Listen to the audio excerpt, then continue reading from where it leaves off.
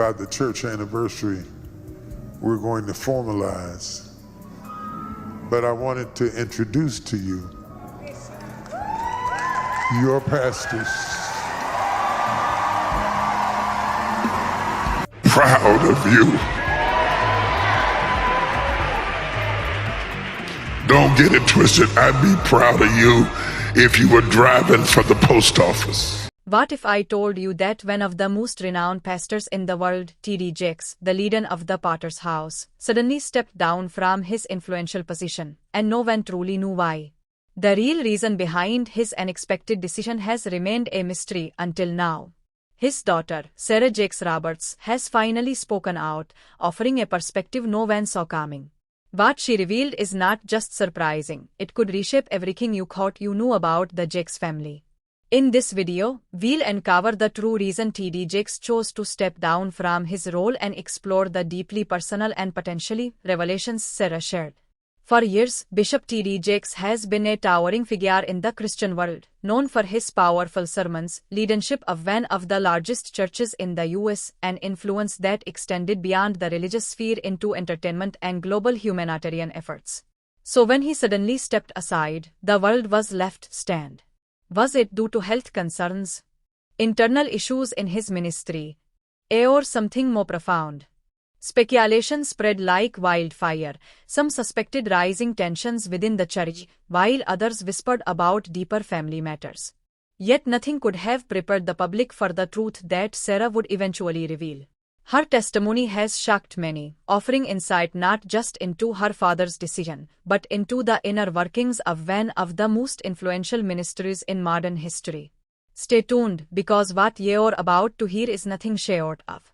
When it came to her father's decision to step down, Sarah Jakes Roberts knew more than most.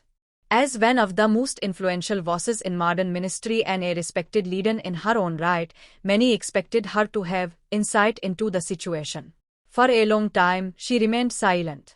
But then, in a heartfelt and exclusive interview, Sarah finally broke her silence, and what she revealed went far deeper than anyone anticipated. She clarified that her father's decision to step down was not a sign of weakness or personal failure. Instead, it was a conscious and courageous act of an effort to protect his health, his family, and his legacy. According to Sarah, the immense pressure of leading the Potter's House for decades had gradually worn on Bishop T.D. Jakes. The emotional strain, the physical exhaustion, and the relentless demand for leadership had taken a toll that few outside the ministry could truly understand. Sarah described how her father, a man known for his strength and unshakable faith, began to wrestle internally with a profound sense of guilt and vulnerability. He questioned whether he could continue delivering the level of leadership people had come to expect, while also tending to his own needs and those of his family. She recalled a particularly painful moment when he confided in loved ones that he felt he was losing touch with what mattered most: his health, his inner peace, and time with his family. The Jakes family rallied around him, offering love and support as he faced this internal crossroads. Ultimately, the decision was his alone to make. Sarah put it plainly, he chose to step down for his health and to make room for new leadership within the church. It wasn't weakness. It was wisdom. But Sarah went even deeper. She revealed that her father's struggle wasn't only physical or emotional, it was spiritual. Despite all his achievements, despite building a global ministry from the ground up, T.D. Jakes began to feel a spiritual disconnection, a weariness that success couldn't cure. He started to ask himself, was he still fulfilling his true purpose? Was he truly aligned with the calling that first ignited his passion? This internal reckoning led to a period of deep reflection. And in that quiet space, away from the applause and spotlight, Bishop Jakes found clarity. He realized that holding on to power simply for tradition's sake could, in fact, harm the very institution he built. If he continued in a role that no longer aligned with his spirit, it could shake the very foundations of the Potter's House. So, in an act of humility and extraordinary foresight, he made the difficult decision to step aside, not as a retreat, but as a passing of the torch. Sarah emphasized that this transition was also about empowerment. Her father understood the importance of raising up the next generation of leaders, voices who could speak to the current culture, connect with emerging communities, and carry the mission forward in new and relevant ways. He knew he wasn't the only one capable of leading, she said. He believed in the next generation. And he knew that in stepping back, he was making space for them to rise. T.D. Jakes' decision, as revealed by his daughter, was not a resignation, it was a legacy move. A deliberate shift to preserve the future of the ministry he had poured his life into. It was a final sermon of sorts, not delivered from a pulpit, but through action, about strength, wisdom, and the importance of knowing when to lead, and when to let go. T.D. Jakes understood that leadership isn't just about the present, it's about preparing for the future.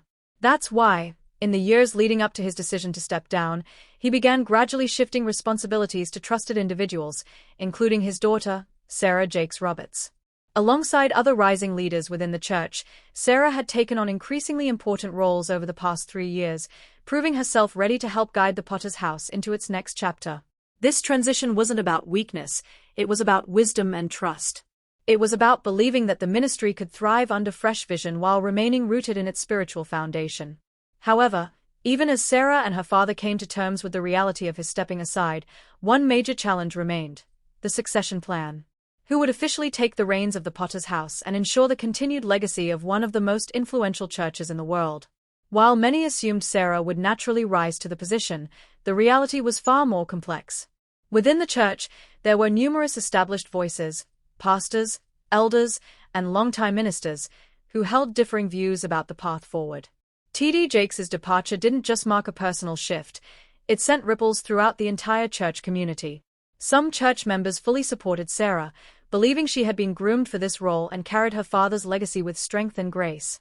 Her charisma, spiritual insight, and modern approach to ministry had already impacted thousands. But others weren't so sure. They questioned whether she had enough administrative experience to lead a congregation of over 30,000 members.